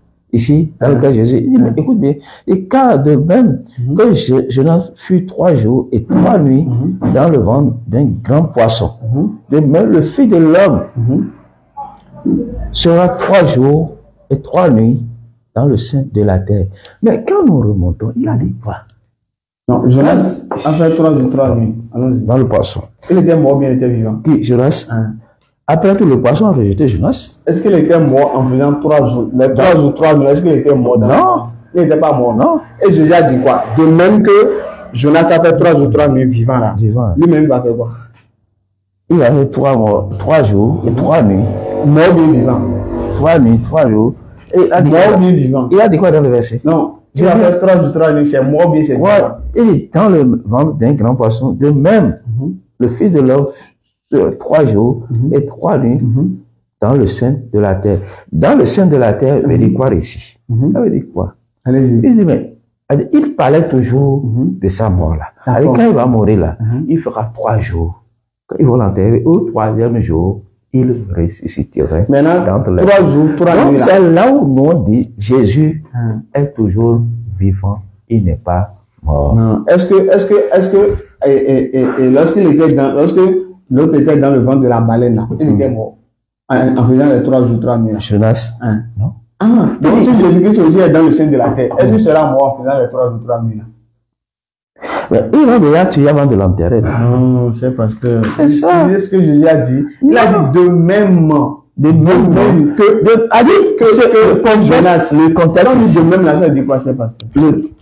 La manière dont Jonas est resté dans le monde. C'est ça, non? C'est de quelle manière? Ici, dans le contexte ici. C'est de quelle manière? De quelle manière Jonas s'est retrouvé dans le poisson? Non, on ne parle pas de comment il s'est retrouvé. Ok. Il parlait maintenant ici, je viens. Maintenant ici, ici là, où Jésus parle là, mon frère, là où Jésus parle ici, là, ici, là, dit, il mourrait, il sera enterré, il va faire 3 jours et il ressusciterait. Donc tu lui dis la moitié alors? Mort. Comme Jésus a menti. Je ne veux pas conférer et dire que Jésus a menti. Parce que c'est pas la même chose avec le cas de Jonas. Est-ce que Jonas était mort 3 jours, 3 nuits? Jonas, son cas, a dit, c'est un exemple que Jésus donne, c'est un type. C'est pas un exemple. Il a dit même chose. De même. De même. Jonas, lui, c'est la désolation qui a fait que Jonas s'est retrouvé dans le ventre du poisson. C'est pas de ça que tu parles. Question. D'accord. Il y a question du fait qu'il est déjà dans le ventre de la baleine. On n'a pas enterré Jésus vivant. Quand Jésus n'a pas été. Qu'est-ce qu'il a dit? Les 3 jours, 3 nuits que Jonas a fait là. Il était mort, il était vivant. Jonas, c'est un cas particulier. Mais Jésus a dit c'est la même chose que son cas. Jésus a dit de même. De même que Jonas fait là. Le Fils de l'homme aussi, même chose. Même chose. Donc on va respecter ce que il faut lire le verset 38. Non. Sur ça là d'abord, est-ce que vous êtes d'accord? Non, il faut lire le verset 38. Voir ce qui s'est dit là-bas. Le verset 38 dit quoi? Alors, quelques-uns des scribes et des pharisiens prirent la parole et dirent, Maître, nous voudrions te voir faire un miracle. Et il leur répondit, une génération méchante et adultère demande un miracle. Il ne vous sera donné d'autre miracle que celui du prophète Jonas. Que celui du prophète Jonas. Et c'est le miracle qu'ils ont demandé. Où était le miracle du prophète Jonas? Le miracle c'était où? Il a dit le miracle dont il parle du prophète Jonas est que Jonas, après tout, il est sorti du ventre du poisson. Vivant bien mort. Vivant. Voilà, donc c'était un miracle, non? Un miracle. Voilà, maintenant où consisterait le miracle de Jésus maintenant? Ici, ils sont en train de demander maintenant un miracle. Et Jésus les a dit quoi? Je viens. Pourquoi ils sont en train de demander ce miracle-là? Oui, il y a le pourquoi. Puisque ils ne sont pas repentis, mais ils veulent juste voir des miracles. Maintenant, Jésus leur a dit quoi? C'est ça là que vous voulez voir là. C'est ce qui a été fait à Jonas là. C'est ça que vous allez voir. Maintenant, ce qui a été fait à Jonas là, il était mort, il était vivant. Jonas était vivant, il est sorti vivant. Donc, si Jésus a fait le même miracle là, est-ce que Jésus sera mort ou bien sera vivant comme Jonas? Mais dans ce cas, Jésus n'est pas allé sous la terre vivant. Donc il a menti, non? Il n'a pas menti. Mais pourquoi vous avez dit ça, la même chose avec Jonas? Il n'a pas menti. Même chose avec Jonas. Il ressusciterait d'entre les morts. Est-ce que ceux qui sont morts, je ne sais pas. D'accord. Pour l'affaire de Jonas, nous pouvons dire oui, que c'est une résurrection pour lui. Puisque quelqu'un qui s'est retrouvé dans le ventre du poisson pendant 3 jours, il fait 3 nuits, 3 jours, dans le ventre du poisson. Et finalement, il a été vomi, rejeté sur le lac. Maintenant, ici, Jésus dit. Est-ce qu'il était mort quand il est sorti là? Mort. Maintenant, ici, dans ce cas, Jésus là, ici, Jésus, quand il a parlé de ce gars. Il faut modérer un peu. Le temps. Tu as fait? C'est quel point? Non. Ah, le pasteur sait déjà que c'est pas la mort. Donc, ici, la question. Pour lui, c'est que Jésus est mort. Lui, il croit qu'il est mort. Il est mort. Je crois à ça. Hein. Il est mort. Jésus est mort. Et ici, quand il parle qui va sortir au sein de la terre, troisième jour, maintenant, l'autre fois, vous nous avez dit les contradictions qu'il y avait sur la croix. Vous avez dit que vous allez nous donner des réponses sur ça. Si on se rappelle, un brigand, deux brigands, vous avez dit que vous avez relevé ça. Et vous avez dit que vous allez nous donner des réponses sur ça la prochaine fois. Vous vous êtes rappelé. Est-ce que vous pouvez nous donner des explications sur ça? Qu'est-ce qu'on avait dit? Qu'est-ce qui a été arrêté? Luc avait dit c'est un brigand qui insultait Jésus. Luc 23, 39. Alors que Matthieu 27, verset 44, 46 là. Il nous a dit non, c'est les deux brigands. Matthieu a dit c'est les deux brigands. Ce sont les deux brigands qui insultaient Jésus. Luc 23, 39. Luc a dit c'est un brigand. Maintenant, on vous a demandé, est-ce que un est égal à Dieu? Non? Voilà. Donc maintenant, c'est un qui a insulté bien. Ce sont les deux qui insultent. Lisons les versets là. Non, on devait conclure ça là d'abord, avant d'aller. On a conclu. On a déjà compris. Vous avez compris? On a compris. D'accord. On a compris. Et maintenant, allons-y. La question. Oui. Luc 23, 39. Matthieu 27, 44. Matthieu 27, 44, d'abord, je suis dans Matthieu, donc je lis le verset 44. Les brigands crucifiés avec lui. 15 minutes, on va terminer. Okay. Allons-y. Les brigands crucifiés avec lui l'insultaient de la même manière.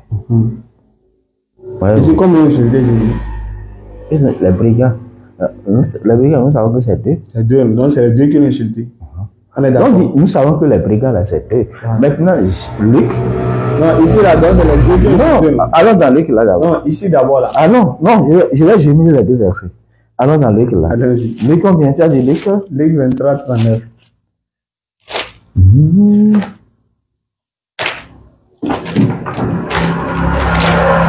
La vérité est là, pasteur. Non, la vérité, c'est là, 23, 39. J'ai refusé, je n'ai pas nié. Non, vous refusez ce que Jésus-Christ dit. Vous me chercherez, 23. vous ne le trouvez pas. Vous avez dit qu'ils l'ont trouvé. Bon, on va faire des recherches sur ça, tu reviens encore. Non, c'est pas ça me fait mal que vous n'acceptez pas ce que Jésus a dit.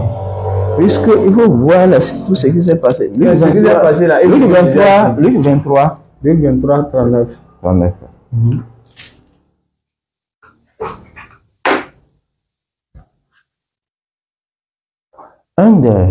L'un des malfaiteurs crucifiés l'injuriait disant, n'es-tu pas le Christ? Sauve toi-même et sauve-nous. Lui a précisé. Mais tandis que Matthieu n'a pas précisé. Il y en a combien insulté? Je veux savoir. C'est une seule. Quand même, vu ce qui s'est passé sur la croix, c'est une seule personne qui a insulté Jésus sur la croix. L'autre brigand, là où c'est ça, pourquoi il dit ici, l'autre et Luc, il a été clair, il a précisé que quoi? Que l'un des brigands. Donc c'est un, non? Mais Matthieu, par contre, Matthieu, lui, il a dit des brigands. Vous avez dit par contre. C'est dit antagoniste. Il dit des brigands. C'est ce que lui a dit. Les brigands. Les brigands. Les brigands, c'était combien? Oh, ils étaient deux. Deux, non? Oui. Maintenant, Luc a dit un, non? Luc a dit un. Maintenant, c'est un, mais c'est deux. Mais c'est la même chose. Lui, il a précisé. Que quoi? Que c'est telle personne. Alors, je viens. Nous sommes combien ici maintenant? Nous sommes trois. Nous sommes trois, là. Donc, nous sommes trois ici. Ce que nous disons est très simple. Peut-être nous sommes ici maintenant. Et quelque chose s'est passé. Quand quelque chose se passe. Vous voulez qu'on laisse le verset simplement? Non! C'est sur le verset qu'il a vu dessus. Non, sur le verset. Non, c'est un deux. Viens. Quelque chose s'est passé. Quand j'ai trouvé trois personnes là, ces trois-là, ils ont dit si. Bon, c'est à nous maintenant de dire non, c'est telle personne qui a dit ceci. Maintenant, finalité. Voilà, non, la finalité est que c'est un brigand qui a insulté Jésus. C'est pas les deux, non? C'est pas les deux. Maintenant, il faut lire Matthieu maintenant. Lisons Matthieu. Vous avez dit, lisons Matthieu 27 là. 27, 44, non? Jésus dans 44 là.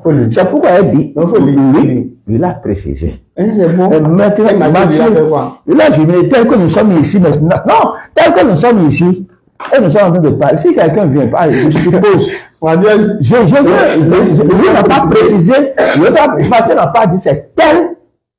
Matthieu a dit combien? Les brigands étaient combien? Nous sommes combien ici? Non, nous sommes combien ici? Parce que, on parle pas d'ici, on parle de la croix ici. Non, il faudrait que, pour bien comprendre, c'est une question d'interprétation. Il faut bien comprendre. Non, je sais pas, je suis pas content de vous. Ah, aujourd'hui? Oui. Aïe, comment ça pas? Maintenant, c'est un ou bien c'est les deux? Ce sont les deux. C'est un qui a insulté ici. D'accord, maintenant, lisez Matthieu là. 44 là, non? Faut lire. 44, non? Il dit, des brigands crucifiés avec lui. On a dit des brigands crucifiés avec lui. L'insultaient de la même manière. Ça veut dire quoi? Ça veut dire quoi? Les brigands l'insultaient de la même manière. Ça veut dire quoi? Ça veut dire quoi? Il l'a insulté de la même manière. Il a dit, bon, peut-être, il a dit les brigands. Donc, qui l'a insulté? Les brigands. Les brigands. Donc, ça dépasse un. Ça dépasse un. Il était combien? Il était deux. Donc, il a jumelé les deux. Matthieu est en train de parler des deux. Donc, combien insulté? Mais Luc dit un. Maintenant, Matthieu a dit combien? Deux. Deux, non? Quand on parle de deux, on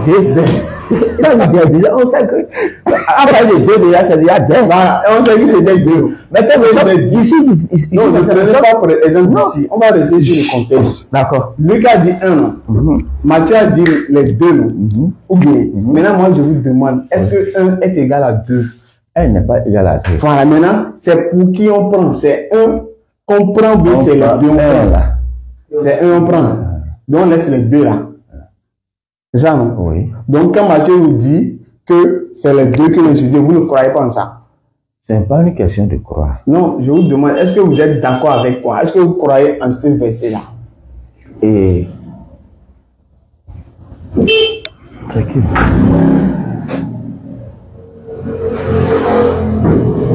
Si on veut nous voir. Vous pouvez enlever le micro d'abord. Hein? Et peut-être si vous voulez aller, vous pouvez enlever d'abord le micro. On ne voit que les propos rentrent dedans.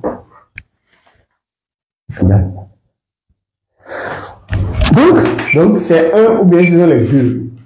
Retenons que c'est 1. Donc Matthieu a dit les deux là, vous n'êtes pas d'accord? Non, quand il a dit les deux, c'est des brigands, non? Il a dit les deux. L'autre a bien précisé que c'est 1. Mais lui, non, pourquoi moi, vu ce que les brigands, Jésus a dit aux brigands déjà sur la croix, on sait que c'est une personne qui a insulté Jésus. Donc, ce n'est pas les deux, non? Parce que les deux ne peuvent pas l'insulter de la même manière. Et Jésus va promettre à la dire à 1. Donc, je lui ai dit que, pas bête. Je lui ai dit que Matthieu qui a dit c'est les deux là, lui là, il a menti, non? Il n'a pas dit que Matthieu a menti. Donc, il a dit la il n'a pas précisé. Il n'a pas donné une précision. Il a dit les brigands. Luc a donné une précision. La précision de Luc, c'est ça qui est de la même manière. Il faut pas de la même manière. Je ne veux pas c'est la même chose que l'autre a insulté. C'est la même chose que le deuxième aussi a insulté. Parce qu'il a entendu, il a précisé que c'est de la même manière. S'il a dit les deux brigands l'ont insulté, on peut comprendre, mais il a dit de la même manière. Je lui ai dit c'est la même chose que le premier a fait là. C'est ça. Le deuxième aussi, c'est ça qu'il a fait. Donc je lui ai dit c'est les deux qui ont insulté la même chose. Mais lui qui a dit non, c'est un seul. Maintenant je vous demande, on retient pour qui? Il faut retenir pour Luc. On retient Luc, non? Donc pour Matthieu là, on laisse, non? On retient Luc, c'est un brigand qui a insulté. Donc on laisse pour Matthieu là. Ils vont laisser tomber. Donc vous ne croyez pas en ce que Matthieu a dit alors? Ce que Matthieu a dit. Vous ne croyez pas, vous n'êtes pas d'accord. Ce que Matthieu a dit là est bien dit. Qu'il a dit de la même manière. Et c'est pourquoi il donnait les gens pour moi, il dit non. Non, est-ce que vous êtes d'accord avec ce qu'il a dit? C'est ça que je veux savoir. Avec ce que Matthieu a dit. Nous sommes au nom de toi ici maintenant. Non, non mais écoutez-moi. Ce que je dis, c'est. Je parle de la Bible, je parle pas de nous. Tu parles de la Bible, non? Tu parles de la Bible. Oui. Alors vous êtes d'accord avec ce que Matthieu a dit? Que c'est les deux mêmes manières l'ont insulté, vous êtes d'accord? Quand il a dit de la même manière, c'est une question de communication. Non, est-ce que vous êtes d'accord aujourd'hui? Je suis d'accord. Donc c'est les deux qui l'ont insulté? Je suis d'accord que Matthieu a dit que de la même manière, mais lui qui a été clair. D'accord, mais Matthieu a dit que c'est les deux qui ont insulté. Lui a dit c'est les deux, mais lui. Vous êtes d'accord? Oui. Que c'est les deux? Donc c'est pas un seul alors?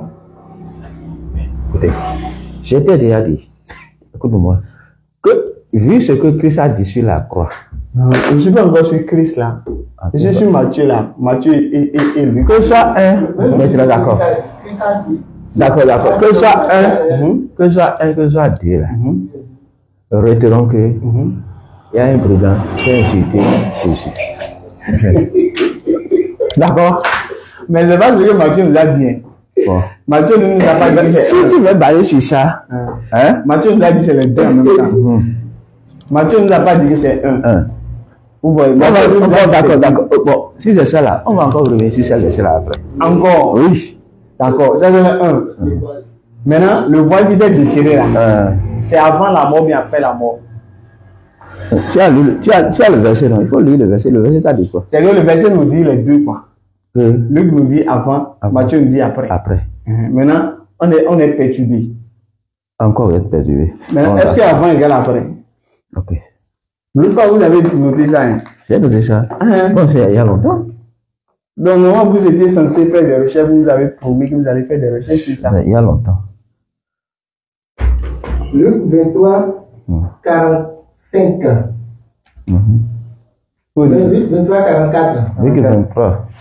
Verset 44. Matthieu 27, 50. Non, Luc 23. 44. Marc.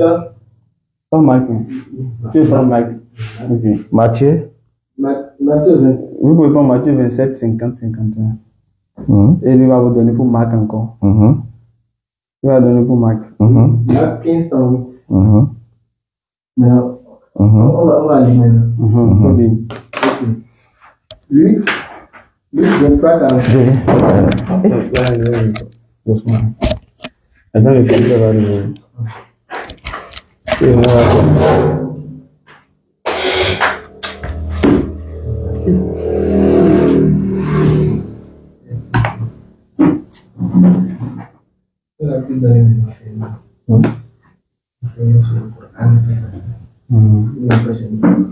Donc peut-être on va, s'il vient, on va voir ce qu'il va dire sur ça.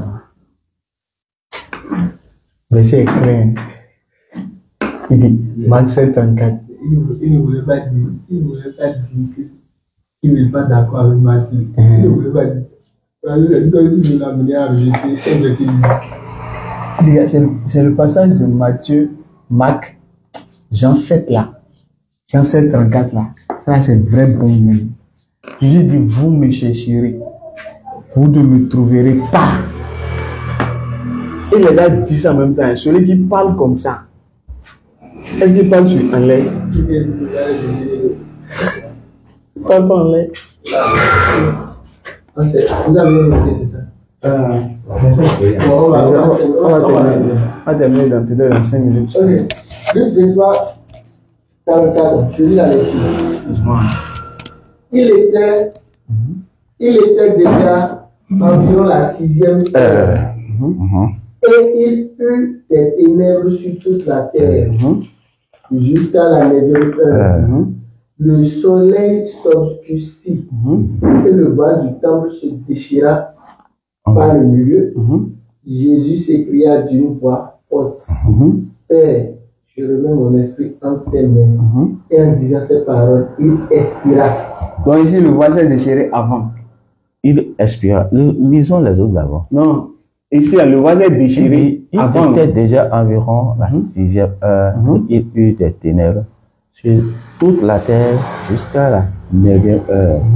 Le soleil s'obscure et le voile du temple se déchira par le milieu. Jésus s'écria d'une voix forte, je remets mon esprit entre tes mains, et en disant ces paroles, il expira. Donc ici, le voile s'est déchiré avant la mort de Jésus. Il est ici, Jésus, il est sur la croix. Avant, quand il était sur la croix, il a crié sur la croix et le voile s'est déchiré. Non, ici on dit le voile s'est déchiré et c'est après maintenant Jésus a poussé un grand cri. Il faut relire, vous allez voir. Jésus s'écria d'une voix forte, Père, je remets mon esprit en tes mains.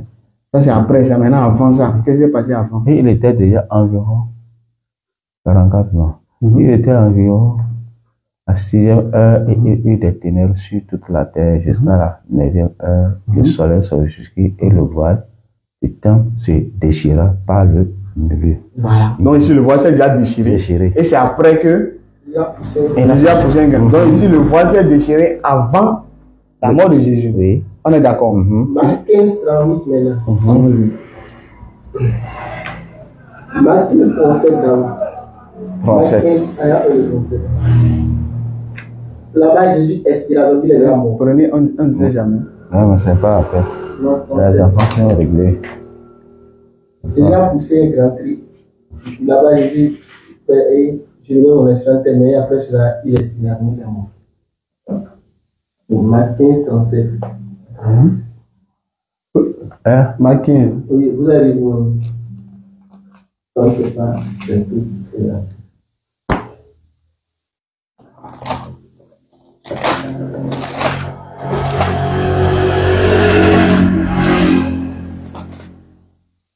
15:37.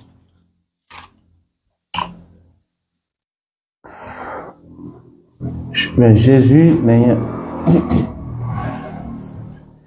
Jésus ayant poussé un grand cri, expira, le voile du temple se déchira en deux depuis le haut jusqu'en bas. Voilà. Donc ici, le voile s'est déchiré à quel moment? Avant la mort, mais après la mort? Le voile du temple se déchira en deux depuis le haut jusqu'en bas. Mais Jésus ayant poussé un grand cri, expira. Le voile du temple se déchira en deux. Voilà. Donc le voile s'est déchiré avant la mort, mais après la mort. C'est quand il a crié. Là-bas, c'est vrai. Non, après il a crié, on dit quoi? Il a expiré. Il est mort, non? Donc c'est après la mort que le voile s'est déchiré ici, alors. Ou bien? Le voile du temple se déchira en deux. Mais Jésus, après la mort, poussé un grand cri, expira. Là, il est mort. Le voile du temple là s'est déchiré. Après la mort.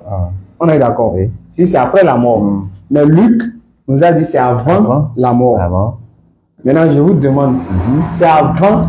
Est-ce que avant et après, c'est la même chose d'abord? C'est la même chose. C'est pas la même chose, non? Maintenant, c'est avant la mort, ou bien c'est après la mort que ça s'est divisé maintenant? Je vous demande maintenant, c'est avant la mort ou après la mort? Ou bien c'est après la mort, ça s'est divisé? En réalité, c'est quoi exactement la vérité? On veut connaître la vérité vraie. C'est avant ou bien c'est après la mort? Rien que la vérité, toute la vérité. Tu es là. C'est la vérité, on veut connaître en réalité la vérité, c'est quoi? On veut distinguer la vérité du mensonge. Maintenant, c'est avant en réalité, ou bien c'est après qui est ce qui est vrai. Ou bien les deux peuvent être vrais. Mon cher pasteur. Est-ce que les deux peuvent être vrais après ou avant? Non, je dis, est-ce que les deux peuvent être vrais? Tu cherches après ou avant? Je dis, est-ce que les deux peuvent être vrais? Ce qui est là. C'est très simple. Non, je dis, est-ce que les deux peuvent être vrais? Vrai. Est-ce que c'est possible que les deux soient vrais? Ce qui est là, c'est très simple. Non, je suis d'accord. Mais est-ce que les deux peuvent être vrais d'abord? Écoute-moi à résumer les versets. Écoute-moi. Allons-y. On dit le voile s'est déchiré. Pourquoi le verset déchiré d'abord? Je reviens sur le verset. Parce qu'avant, tout le monde n'avait pas assez au lieu saint. D'accord? Maintenant, on dit le voile s'est déchiré.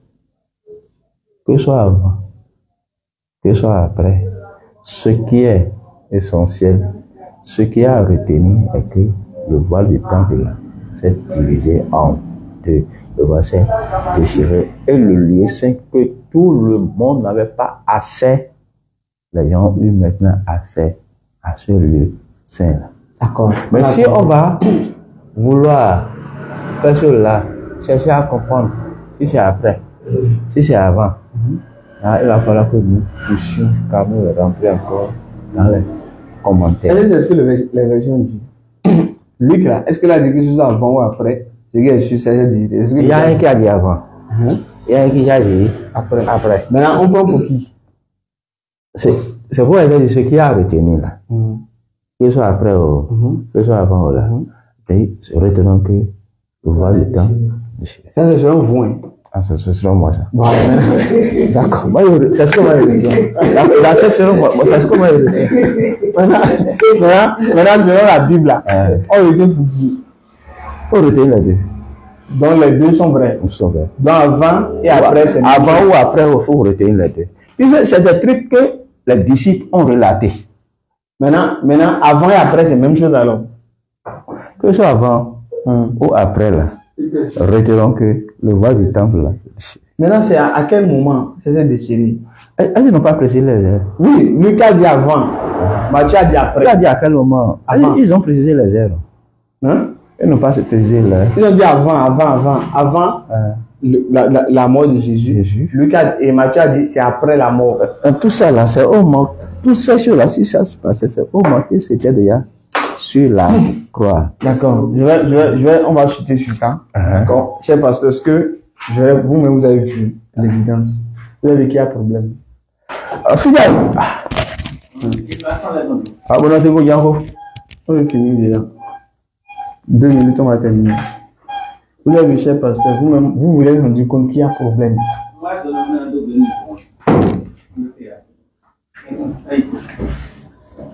Et puis, pasteur, 2 minutes, on va finir. 2 minutes. Vous avez vu qu'il y a l'évidence qui est là. Vous avez vu qu'il y a un problème là. Est-ce que Dieu peut être à l'origine de ces erreurs-là? Est-ce que Dieu peut révéler avant et va révéler après? Est-ce que Dieu peut faire ça? Je vous demande d'abord, est-ce que Dieu peut faire ça? Non. Voilà. Maintenant, si Dieu ne peut pas faire ça, et que vous avez vu ça dans la Bible, votre premier réflexe serait quoi? Tu veux dire, il y a un problème. Tu veux dire, on ne peut pas faire confiance alors à la Bible. Ah bon? On a vu que le pasteur ne s'est jamais rendu compte de ça. Oui, vous n'avez jamais peut-être vu ça. Et l'autre fois quand vous avez sorti ça, vous avez dit que vous allez faire des recherches. Et la prochaine fois qu'on va se voir, vous allez nous revenir. Si c'est encore j'avais fait, mais c'est là où j'ai dit. Mais si vous avez fait, normalement, ça, au moins quelque chose devait rester. Parce que ça là, c'est important, ça. Il s'agit de la croix. Et c'est ça, vous croyez. C'est la doctrine chrétienne. Donc, et s'il y a déjà erreur sur les choses des événements de la croix, je lui ai dit ça doit repousser. Est-ce qu'en réalité, j'ai de raison de croire en quelque chose qui est ambigu? Ça, ce n'est pas qu'on me dit c'est 1, on me dit c'est 2. On me dit c'est avant, on me dit c'est après. On me dit là bu, on me dit n'a pas bu. Donc, tout ça là, ça doit être réveillé normalement. C'est vrai que Jésus est né dedans. C'est vrai que c'est peut-être on nous a enseigné qu'il est mort, on m'a enseigné. Mais ce que je viens lire de mes propres yeux, c'est pas m'a dit, j'ai lu. Et je vois il y a déjà des ambiguïtés comme ça. En ce en quoi j'ai mis ma foi, non, je dois réfléchir. Il faut que je réfléchisse pour voir pourquoi c'est comme ça. Et on sait que Dieu ne peut pas se contredire. Mais si les apôtres là, Dieu ne se contredit jamais. Voilà. Alors, est-ce que alors les contradictions, écoute-moi, les disciples n'ont pas relaté les faits là au même moment. D'accord? Non, peu importe le moment qu'ils ont relaté les faits là. C'est déjà là. Tout est déjà ici. On le refait. Mais est-ce que c'est le moment? Les disciples qui ont reporté ce qui a été dit. Maintenant, qui les a considérés? Ceux qui sont à l'origine de ces erreurs. Donc, c'est Dieu à quoi? L'erreur est due à qui? À Dieu ou bien aux disciples? D'accord. Moi, je ne veux pas dire que c'est une erreur pour l'instant. Mais retenons que le voile du temple.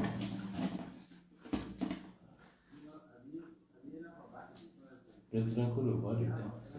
Mais il n'y a pas que ça, cher pasteur. C'est trop facile à dire. Imaginez que par exemple, Dieu maintenant, il vous ressuscite le jour de la... Vous croyez en Jésus, non? Vous croyez que Jésus est mort, non? Dieu vous dit, bon, prends la Bible. Mais Jésus lui-même te dit, prends la Bible. Vous avez écrit que c'est écrit que Jésus, moi, le voile du temple s'est déchiré dans lui. Maintenant, il demande maintenant, est-ce que ça s'est déchiré avant la mort ou bien après ma mort? Jésus vous pose la question. Qu'est-ce que vous avez dit à Jésus? Vous avez dit à Jésus, j'ai dit à Jésus déchiré. Est-ce que vous allez lui dire? Non. Ça vous devez réfléchir. Mais si c'est avant, et que lui me dit après. Mais on sait que même un enfant, même si on prend un enfant, lui dit, papa est venu avant et papa est venu après. Il va dire, mais c'est pas la même chose. Mais il est venu quand? C'est avant ou bien c'est après? Il doit réfléchir. Si on lui dit non, c'est un brigand qui a insulté. On dit non, c'est 2 brigands. Mais l'enfant va dire, mais C'est 1 bien c'est 2. 1 n'est pas égal à 2. On appelle l'école 1 est inférieur à 2.